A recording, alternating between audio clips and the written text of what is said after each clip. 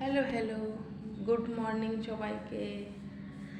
তো অনেক দিন পরে ভিডিওটা আমি এডিট করছি, করা হয়ে ওঠেনি এতদিন।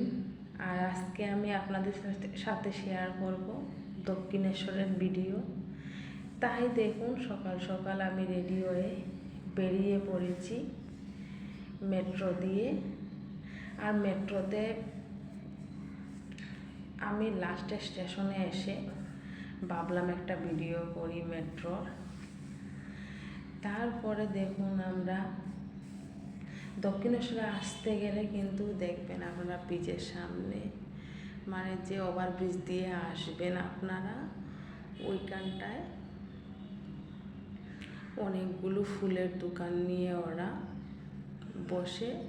তো ওইখানটার থেকে আপনারা মায়ের পুজোর জন্য ফুল কিনতে পারেন। আর কিন্তু এইভাবেই আসতে পারবে।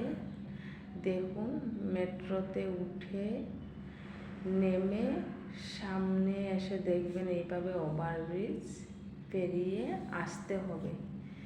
যারা মেট্রো করে আসছেন, এটা তাদের জন্য বলছি আমি। আর এখানে কিন্তু প্রচুর দোকান বসে থাকে, যেমন ধরুন আচার, বিভিন্ন কসমেটিক্স, মায়ের ফুল, শাড়িও, অনেকে শাড়ি, সিঁদুর সব কিছু দিতে চায়, ওগুলোও পাবেন। সব কিছু আছে মোটামুটি।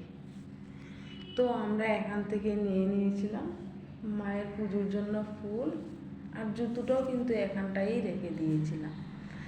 আর এখানে ছিল ওই দিন বৃষ্টিতে দেখুন এত লোক, তারপরেও মায়ের মন্দিরে কি ভিড়। এটা তো জাস্ট আপনাদের বাইরের দৃশ্যটা দেখালাম, কিন্তু ওই যে লাইন দিয়ে ভিতরে ঢুকতে হয়, ওইটা তো ভিডিও করতে দেয় না। মায়ের মন্দিরেরও একদম ভিতরের ভিডিও করতে দেয় না। এটা জাস্ট বাইরের লুক, হ্যাঁ বাইরেতে। আর আপনারা যারা ফেরিঘাট দিয়ে আসছেন, আপনারা কিন্তু ওই আমি যেখানটায় ভিডিও করছি ঠিক অপোজিটে একটা কিন্তু পেয়ে যাবেন দোকান। ওইখানটার থেকে মায়ের জন্য ফুল নিতে পারেন। আর এই দিকে দেখুন, আমার পূজা দেওয়া শেষ, বাড়িতেও চলে এসেছি। আর এসে এই যে মায়ের পুজোর জন্য ফুল নিয়েছিলাম, এটা কিন্তু বাঁশ দিয়ে বানানো, এটা আমাদেরকে দিয়ে দিয়েছে। আর এটার মধ্যে আমি এখন রেখে দিচ্ছি ফ্রুট।